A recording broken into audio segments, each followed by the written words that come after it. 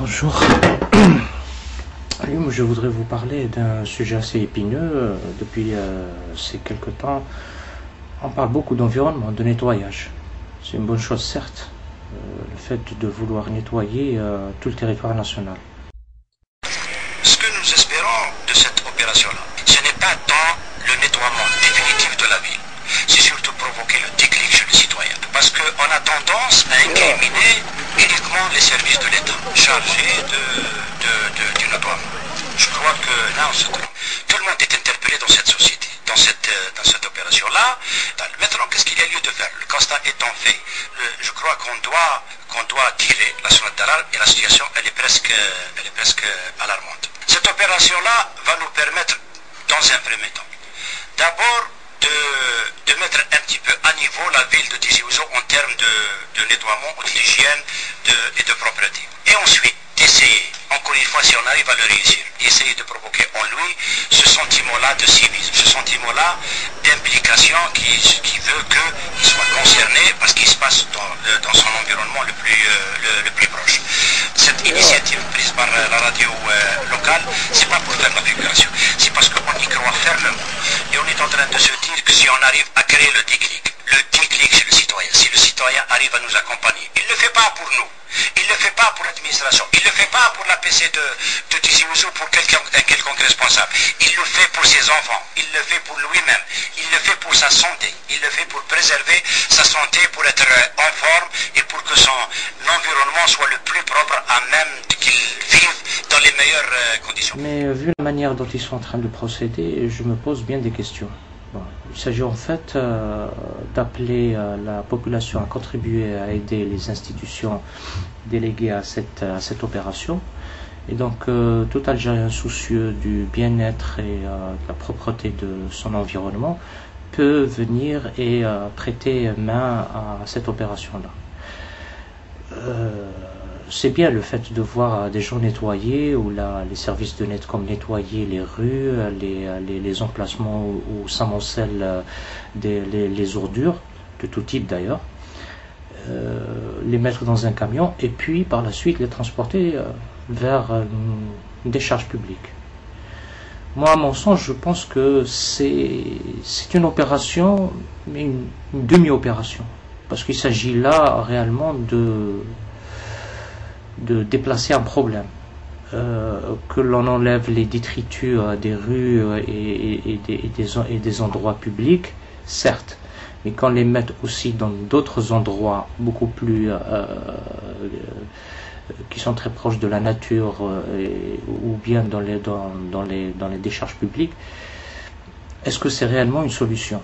Moi, je pense qu'on devrait aller au-delà de cela, parce que le nettoyage en lui-même peut constituer un véritable moteur de création d'entreprises et donc d'emplois. Et cerise sur le gâteau, ça peut aussi engendrer la création de richesses par la remise dans une seconde vie de produits et de matières premières usées. Et à mon sens, pour que normalement l'idée de nettoyage, de tri, de récupération, de tri et enfin de recyclage des déchets ménagers ou industriels, ça doit d'abord instaurer une certaine culture. D'abord, ça doit commencer à l'école. C'est pas un simple cours et c'est pas en une journée, une fois par an, que l'on prend conscience de l'entretien de l'environnement. Et donc il faudrait carrément apprendre à nos jeunes quels sont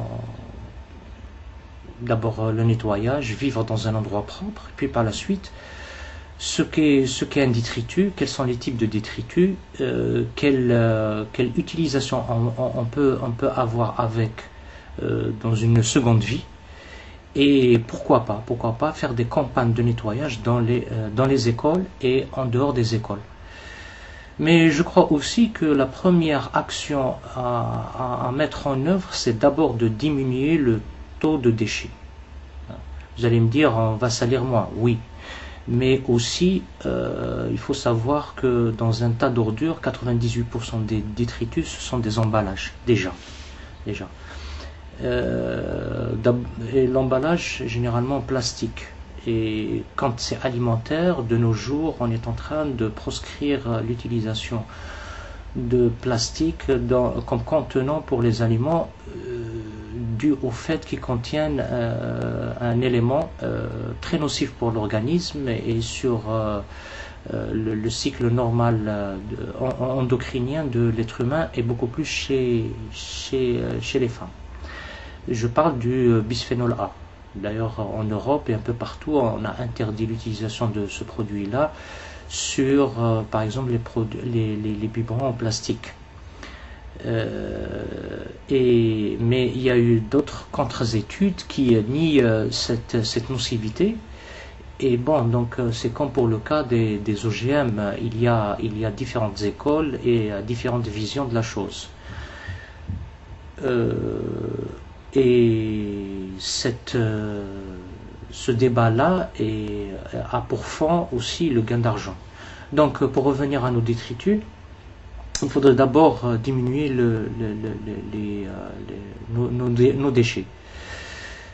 Ça d'une part. D'autre part, il y a, comme on avait dit, la culture de l'instinct de propreté, c'est-à-dire toucher aussi au civisme. Hein. Le fait de ne pas jeter des détritus un peu partout dans la rue et les mettre dans une poubelle, cela fait partie du civisme et du savoir-vivre. Maintenant, pour les opportunités, je vous disais que, par exemple, le fait de nettoyer cette campagne, je parle de cette campagne de nettoyage, c'est un petit peu déplacer un problème. Et quand on pense qu'il y a quelques années, une dizaine d'années de cela, le Brésil était le second pays le plus endetté dans le monde. Et c'est grâce au recyclage que ce pays-là est devenu un pays émergent, hein, pour ceux qui ne le savent pas. Comment pourrait-on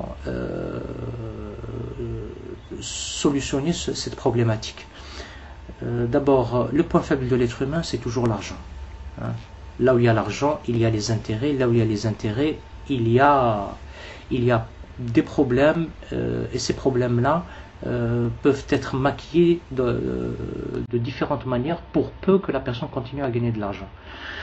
Maintenant, si on met dans le spectre de la personne que derrière le ramassage d'ordures, il y a un gain d'argent, le problème ne se pose plus. Je crois qu'on a réglé le problème de moitié. Donc il faudrait que l'État réglemente le circuit de ramassage et de triage. Pourquoi ne pas, avec l'aide de l'ANSEJ, la contribution de l'ANSEJ et la CNAC, créer des entreprises comme ça a été fait sporadiquement bien sûr, et dans un contexte assez limité dans le temps et dans l'espace. Pourquoi ne pas généraliser cela et créer des entreprises d'abord de collecte, de ramassage, hein, et créer aussi des entreprises de triage. Laissons le recyclage pour des entreprises beaucoup plus importantes et organisons parallèlement à cela un circuit d'exportation des déchets triés, bon pour une seconde vie. Alors, vous prenez un tas d'ordures, 98% des déchets presque généralement sont du plastique. Le plastique peut avoir une seconde vie puisque 6 bouteilles d'eau par exemple, 6 bouteilles d'eau en plastique peuvent, je crois, tisser un tricot polyester. Déjà vous avez une opportunité dans le domaine des textiles. Et vous pouvez aussi faire rentrer le recyclage du plastique dans la fabrication d'ouate qui sert de revêtement et d'isolant dans l'industrie automobile. Ce sont autant là d'exemples à prendre en compte dans le recyclage du plastique ou bien de la bouteille en plastique. Il y a pas mal d'opportunités.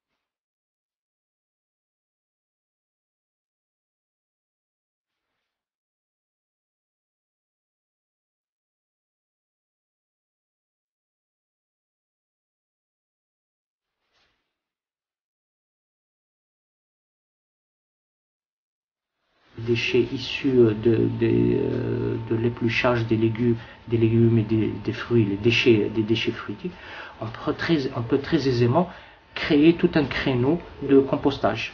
Et dans ce cas-là, substituer l'apport sur le marché, substituer le marché de l'engrais chimique, qui est aussi nocif pour la santé que pour l'environnement, par des produits issus du compostage. Et tout cela, je reviens je vais le redire encore une fois, tout cela se fait derrière l'attrait pour le business. Donc il faudrait juste que l'État réglemente ce circuit-là, qu'elle mette des prix pour les prix d'achat de produits non recyclés et des prix de vente pour des produits recyclés finis, prêts à être utilisés dans une seconde. Pour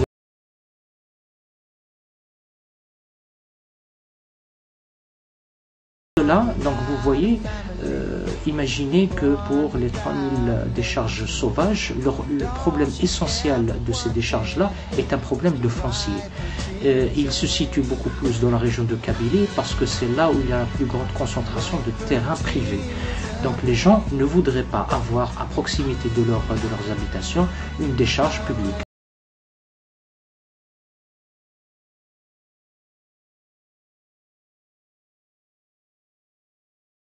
Dans l'industrie, et donc offrir des assiettes foncières, des assiettes dans des zones d'activité industrielle, ces assiettes vont abriter ces activités-là.